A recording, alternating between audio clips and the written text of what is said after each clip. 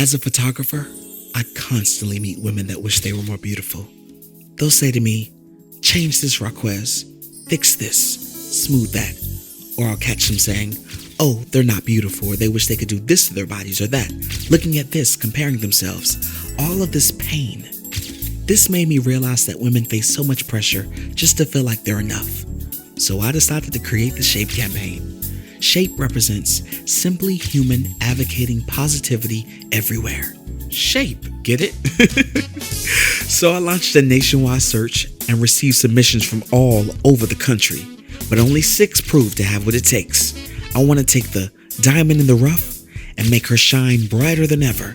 I'm looking for determination, creativity, confidence, and heart.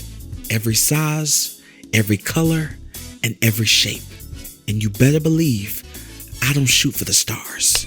I create them. Yes. I could get used to this. I want to thank y'all so much again for tuning in. Coming back at another week, another episode 2 of the SHAPE Campaign podcast. I am your host, Raquez Rouse. And today's show is we're keeping the train rolling. We're on a high and we just can't come down.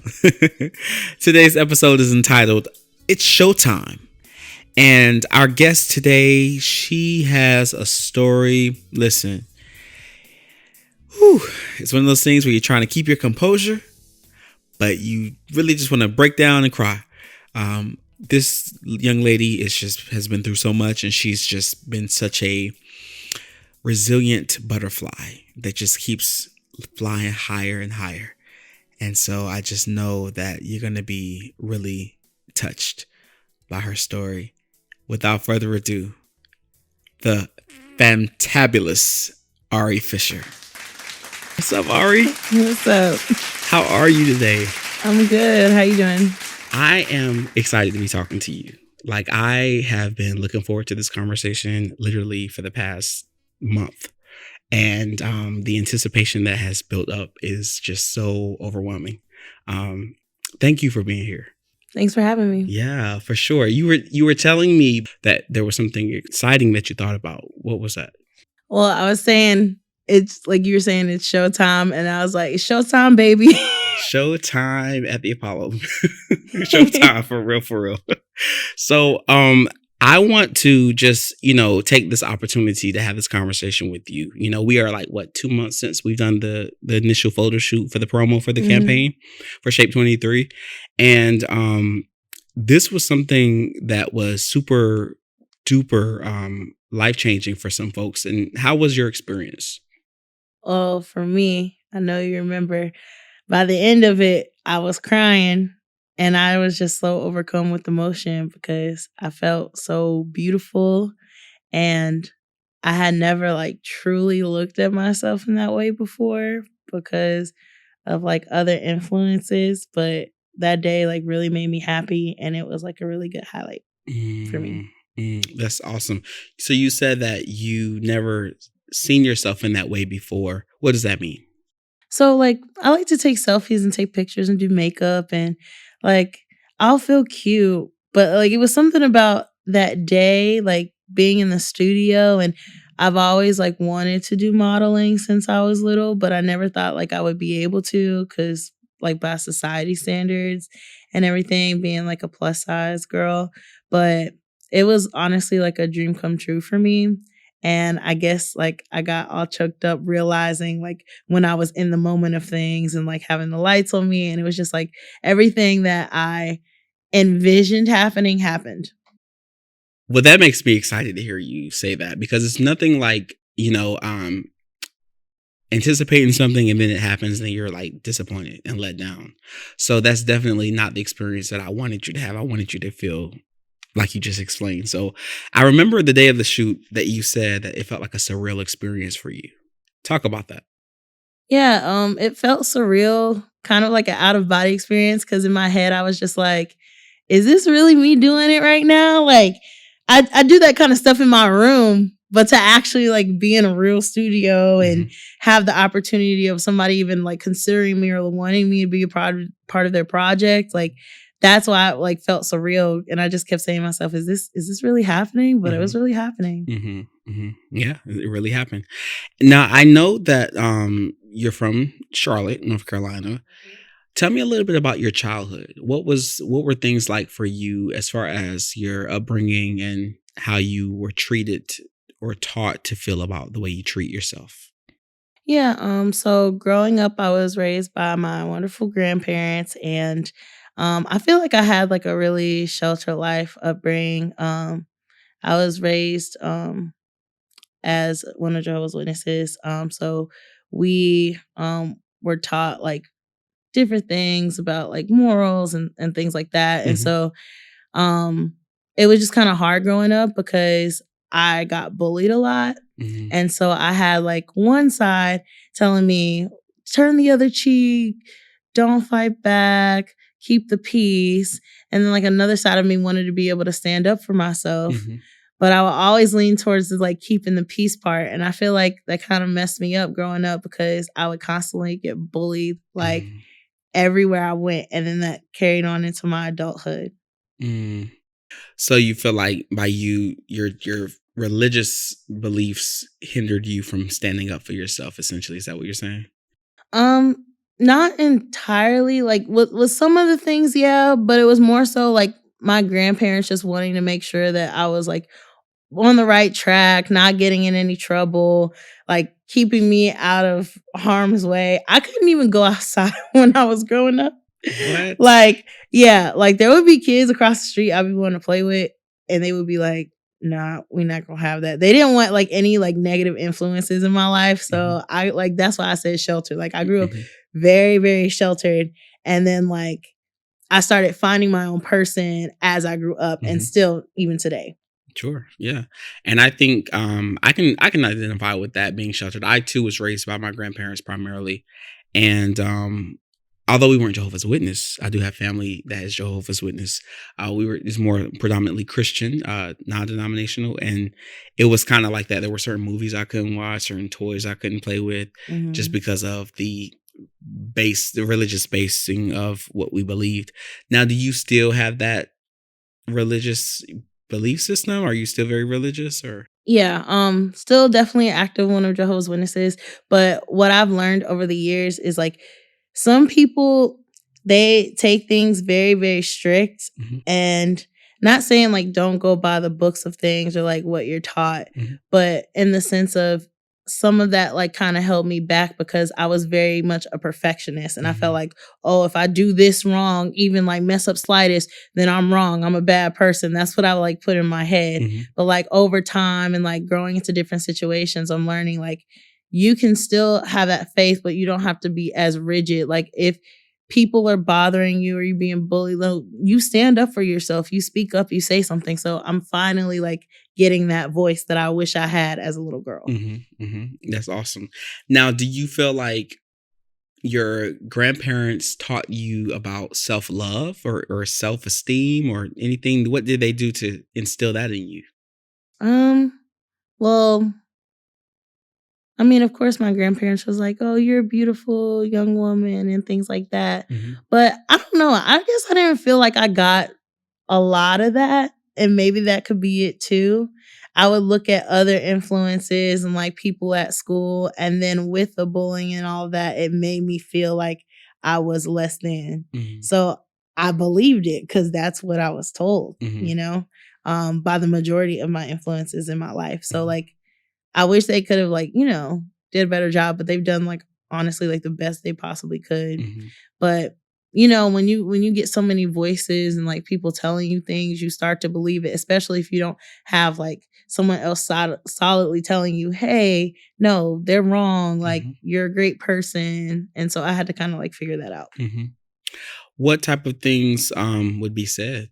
That I was, of course, fat, ugly, that my mother doesn't love me and that's why she's dead, Mm. all kinds of things. Mhm. Um, I got like someone tried to push me in the trash can in school one time. Mm. Um, I had people like set up like someone saying they had a crush on me and pretending to meet me somewhere, and then everyone's laughing at me. All kinds of things happen. Now, how old were you at this age? I was like in middle school. Yeah. Now, I know that your mom was murdered, right? Is that correct? Yeah. So for them to say, "Oh, well, your mom didn't love you, that's why she's no longer here," that's kids, obviously. Can you talk about that? How that affected you not growing up with your mom and what happened there? Yeah. That affected me a lot Mm-hmm. because the thing is, I didn't have my mom here to like tell me, no, that's not true. Mm-hmm.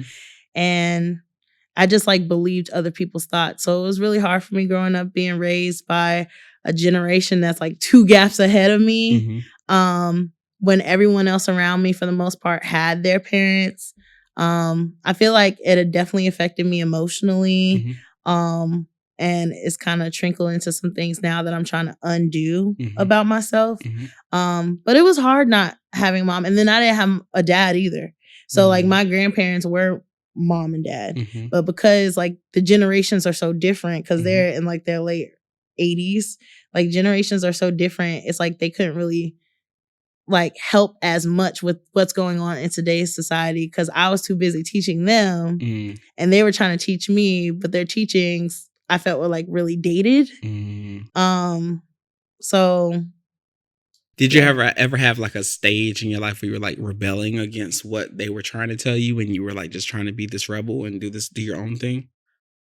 Kind of, but like it's like I really wanted to rebel, but I was so deeply rooted in being that good girl. Like I just like the most rebelling I think I did wasn't even until senior year. I like didn't show up to class for like the one time in my life. Yeah. But like I mean that too, of course, like not being able to talk to boys and stuff and like having crushes. Like, yeah, like I had like a boyfriend in middle and high school, like way back, and that's the only boyfriend I've ever had in my life, like even to now.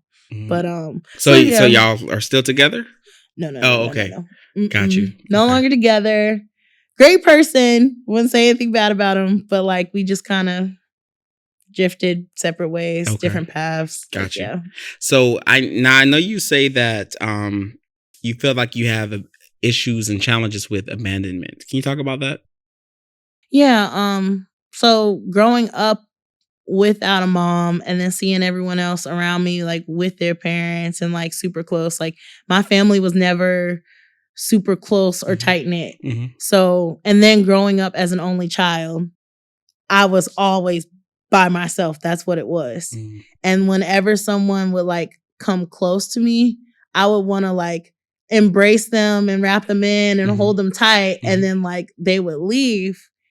And then that would affect me and my mood and also make me think, oh, well, maybe I'm not worthy of love or maybe, like I'm not good enough. And then that's when those thoughts start trickling in. So yeah, abandonment issues. Yeah. So I would wonder, like, because I think for a lot of, people, children that grow up without their parents, or even if they are raised by their grandparents or relatives, they can grow up with that chip on their shoulder, so to speak, where they don't feel like they are worthy or they feel like they're like a second thought to people or an afterthought. I can identify with that personally. How do you overcome that? Have you mastered that? Are you still working on that? How have you coped with that? Well, after many, many failed friendships and situations, that's kind of what boosted me to realize, maybe it's not me. Maybe it is the other person. Because I'm like, I've always been a really nice, very kind-hearted person. And I learned the lesson over the years that people love to run over nice people. And that's kind of like how it is, unfortunately. But how I've been able to overcome it is growing up, getting older, realizing my worth. And then I have my best friend, shout out to Kia, that has always like helped me and let me know like how much she cares about me, and having those like really close friendships like now and knowing that those are real people that are in your corner, it helps. Yeah, I can agree and I can attest to that also. And I have here you said that you feel like you're too nice, right? And Is that stemming from the bullying that you feel like, hey, I'm too nice and this is happening? And Yeah, because the thing is, I was bullied in school, and then into adulthood, I was bullied on jobs very severely. And I felt like, honestly, it was because like I was nice, and I was also passionate about what I did, and I actually liked my job and things like that. So now, I guess you could say I'm in my villain era. Okay. Holla. No, because like when you get picked on so many times and it like works on you over the years, you just get tired. And right now I'm at the point where like I'm done, I'm tired. Like I'm still nice, but I'm aware. Like I'm not gonna let you try Is to it talk the to me villain again. era or is it called setting boundaries and having a standard? Yeah, we could say setting boundaries. Because That to sounds to better. the people that are trying to take advantage, of course you're going to sound like a villain if you're telling me no, Yeah. right? If it's something that I want you to do and you don't want to go along with my plan, oh, well, you're going against what I want, so you're the villain, quote unquote. But if it's for the betterment of yourself, are you really a villain or hero? I'm a hero to me. I'm a villain in their eyes because the same people that thought they could just walk all over me and I let them, now I have those boundaries. I'm learning to set those boundaries. And of course, they're going to think I'm a villain because I'm not going to play their little game anymore. And no, I'm not taking it anymore. So, of course, you know. You know something that I adapted this like theology personally amongst myself, and I say this to like in my personal life and things. I'd rather be kind than nice. I'm not a nice person.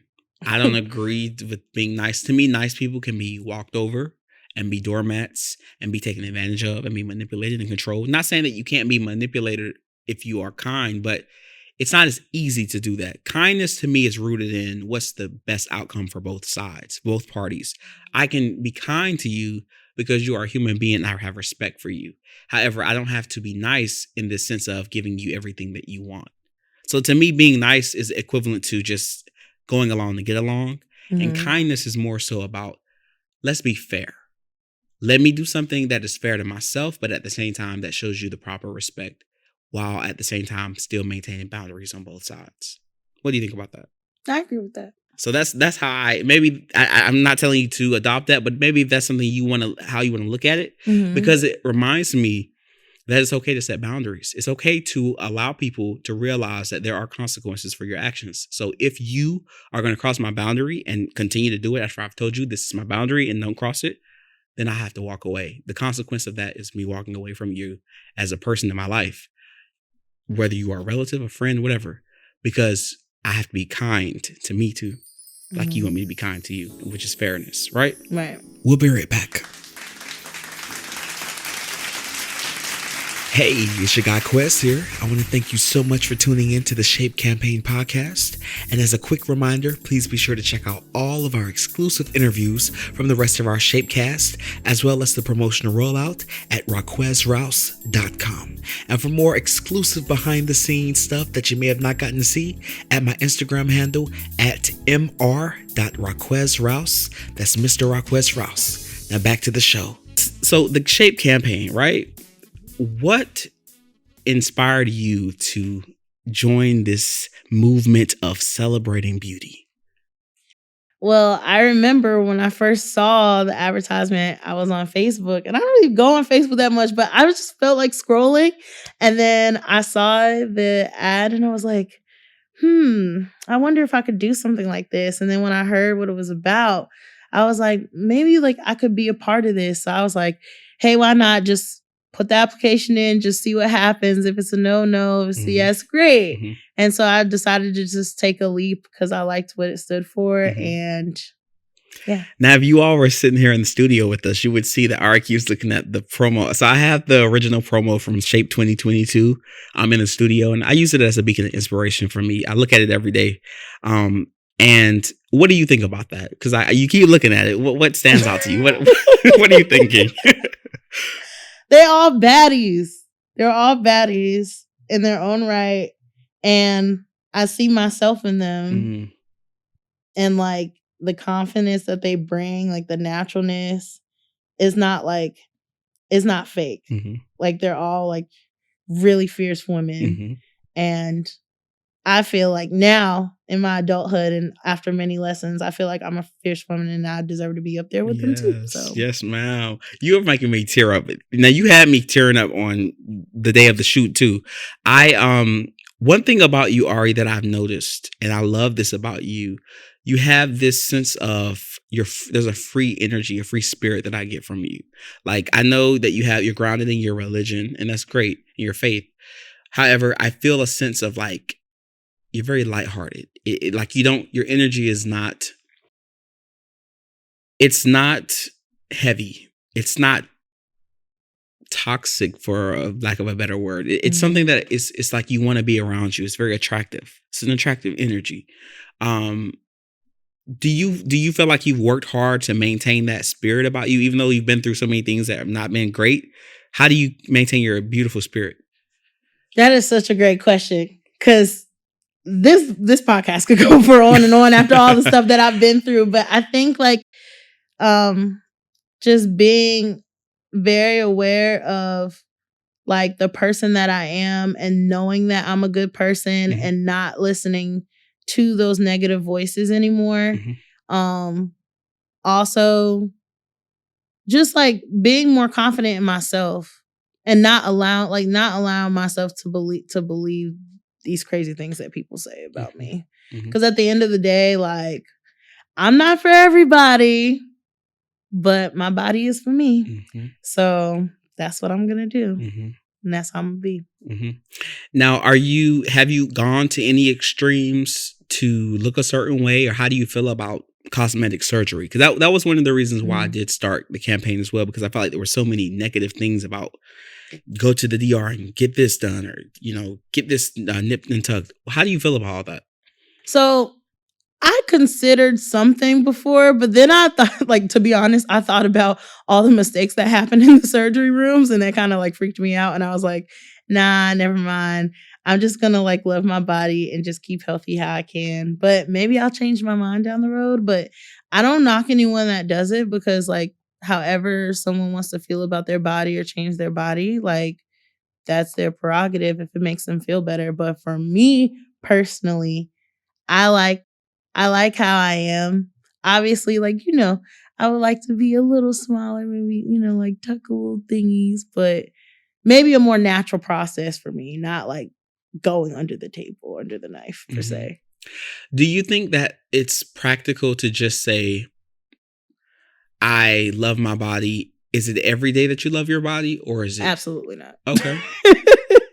Some days, like, and the thing is, I don't like look in the mirror like you see in like those movies and say, oh, my body's like this, like, or I don't remember like necessarily doing that and like tearing my body down and nitpicking it. But like if I see like a picture on Instagram, I'll see like an inspiration of like what I would like my body to look like. And I'll just be like, oh, maybe I could get like that. If it happens, cool. If it doesn't, So tell me about that. Let's talk about that. What would you like your body to look like? What have you inspired it to be? You want to know the model that I love? Tabria Majors. She's like so super pretty. I remember when I saw her, that's when I first like wanted to get into modeling.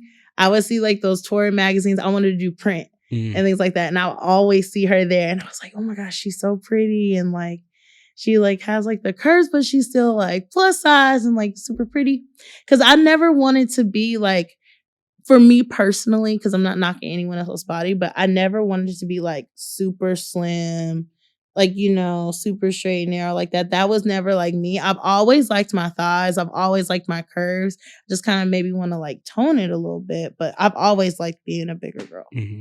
So when I saw her in that magazine, it was like the first time that I saw someone that looked even like remotely close to me. And like, yeah, she's awesome. Yeah. Do you feel pressure to, when you're in a room with other women, right? Do you feel pressure to be the prettiest one, or do you feel like you're not the prettiest one? I know you had these things about, you didn't really feel like you really were, worthy. But how do you feel when you're surrounded by other beautiful women? It actually makes me feel good, because I'm like, oh, so I'm one of them too, because I'm in the same room with them. Mhm. So we all looking at each other. I'm like, well, I'm just as good. You know Mhm. what I mean? Yeah. Like everyone looks different, and like they may have like better bodies Mhm. or like, you know, or different shape, but we all have something like in common. Like Mhm. we all deserve to be there. So I guess for me, like, I don't necessarily like look at another girl and be like with some people, I'm like, oh, I wish I had that or this like that. But I know like at the end of the day, it's up to me whether I change that. Mhm. So like Mhm. if I don't look like that, I can't get mad at anybody but myself. And I realize that. So I'm like, well, when I'm fully ready, I will. Yeah. When you're fully ready, you will. And so with the Shape campaign, right? Mhm.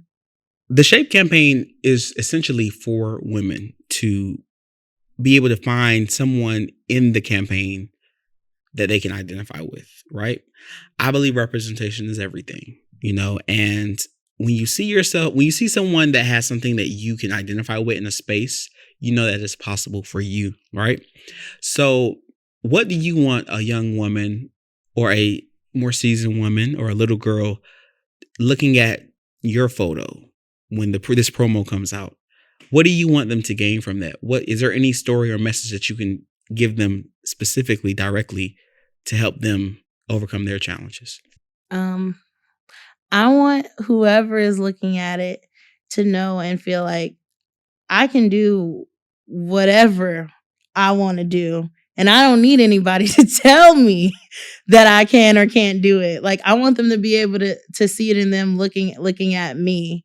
And not even just because of like maybe like my appearance, but like even in this podcast, like the words that I say, like I want to be able to give a message of like, yes, I went through a lot. It hurt, but I made it on the other side. And a lot of people can't say that they make it on the other side. I'm starting to get teary-eyed because I'm starting to think about the time where I didn't want to make it on the other side. Mm, Um, back to the whole bullying thing. Like it got so bad that like I literally just did not want to be here anymore. mm, And I remember how low I felt. And I told myself after I got over that, I said, I never mm, want to go back to that dark place ever again. mhm, I never am going to let anybody get me down that bad because it is mhm, scary. mhm, And for anybody, like with all the things that are going on in the world, and there's like depression, and like I suffer from depression, and I have like all that stuff going on. Like I want someone to be able to know, despite all these trials that you have, you can make it on the other side. It is possible, and don't let anyone tell you otherwise. mm. That's amazing. I, you say you're tearing. I'm tearing a little bit too. Ari, I see that in you, like that will to live and that will to continue to push and to keep going. And I'm so like this.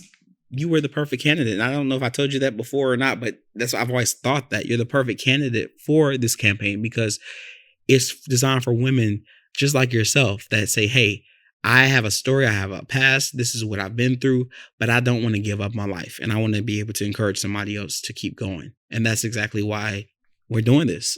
Absolutely. This is something I really want to.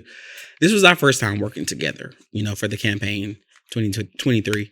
But I want to be able to create more opportunities and more spaces for us to reconvene, because there's something about you that is just so powerful and divine, and I'm not saying this just to be throwing out words, but it's like you're giving me reason to live and purpose. You know what I'm saying? Like to know that as I'm sitting here speaking with you, no matter what I'm dealing with or going through, whatever, it helps to re-instill in me that this is why you're doing this. So you can hear women say, hey, it's making me feel like I belong somewhere. Like I have a community of people that share experiences. Maybe they may know the same experience or may not, but they can share a common uh, message and a common purpose. And that's why we're doing this. So thank you so much. Is there anything that you feel like you want to share with the listeners that will help them get a bigger insight into who you are? Yes. I want everyone to know out there that this world is very tough and it's getting tougher every day, but we have to remain strong. We have to believe in ourselves without even if no one else believes in you, you have to believe in yourself. You have to keep pushing. Even find the smallest thing, even if it's being able to breathe the next day and wake up the next day. Be thankful for that and just keep pushing, because so many people, they are so done with life and they take their lives, and it's very sad. And like I said, I've been there before, and I don't want that to happen to anybody else. So if you're listening out there, just know that there is somebody that is also going through similar things, and you're going to make it on the other side. There we have it. I want to thank you so very much for being a part of this. Thank you for trusting me with this vision. Thank you for trusting me with your story, Arie. I really appreciate you. Thank you for being part of the Shape Campaign 2023. Listeners, thank you so much for listening. That is Arie Fisher. I'm Raquez Rouse, and we'll see you later.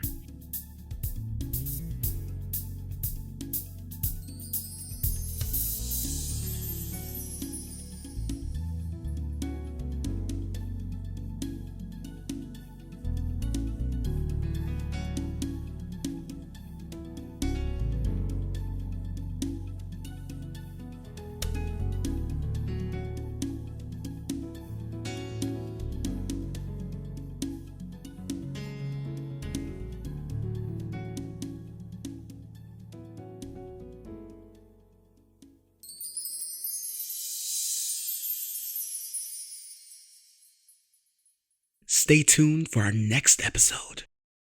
Shape.